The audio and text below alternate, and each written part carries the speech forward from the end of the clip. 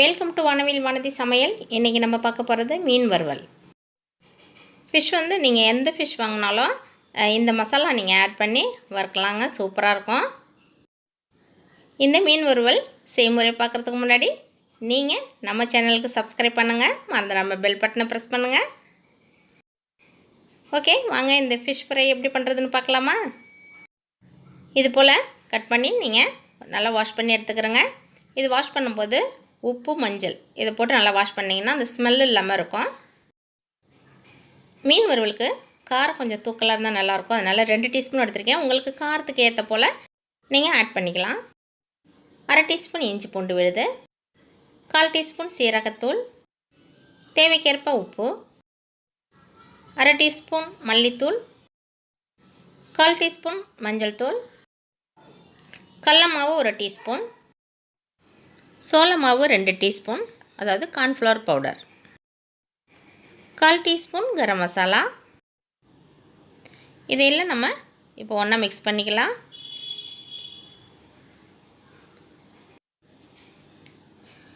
இது கூடவே இப்போது லெமன் ஜூஸ் கொஞ்சம் ஆட் பண்ணிக்கலாம். 1 டீஸ்பூன் ஆயில் இது கூட ஆட் பண்ணிக்கலாங்க. மசாலா பிரியாமல் இருக்கும் இல்லையா, அதுக்காக தான் இந்த ஆயில் போடுறோம். கொஞ்சமாக வாட்டர் ஆட் பண்ணி நல்லா மிக்ஸ் பண்ணிக்கலாம்.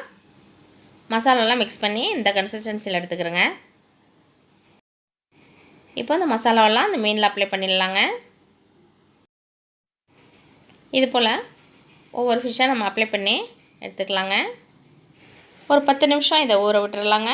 அப்போ தான் அந்த மசாலா உப்பெல்லாம் அதில் ஊறி இருக்கும். ஆயில் நல்லா ஹீட்டானதும் இப்போ நம்ம ஃபிஷ் அதில் வச்சிடலாங்க.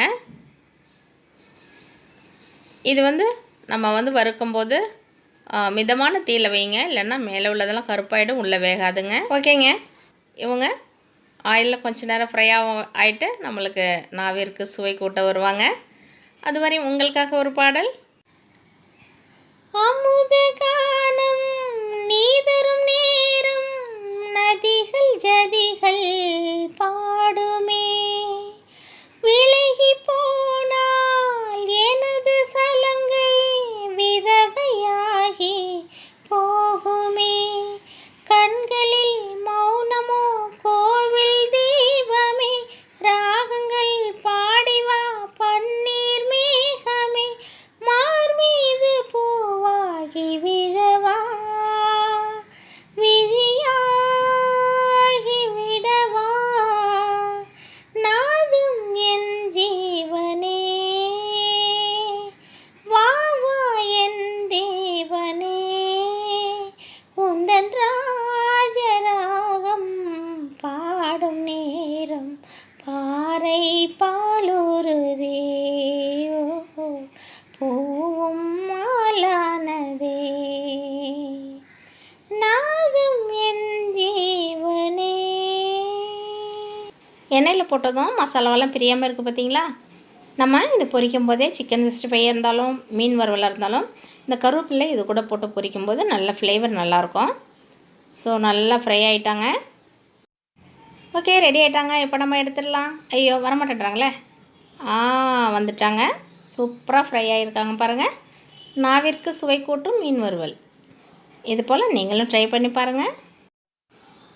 சுவையான மீன் வறுவல் ரெடி ஆச்சுங்க. இது போல் உங்கள் வீட்லேயும் செஞ்சு சாப்பிட்டு பார்த்து சொல்லுங்கள். ஓகே, இந்த வீடியோ உங்களுக்கு பிடிச்சிருந்தா லைக் பண்ணுங்கள், ஷேர் பண்ணுங்கள், கமெண்ட் பண்ணுங்கள், சப்ஸ்கிரைப் பண்ணுங்கள், மறந்துடாமல் பெல் பட்டனை ப்ரெஸ் பண்ணுங்கள். தேங்க்யூ.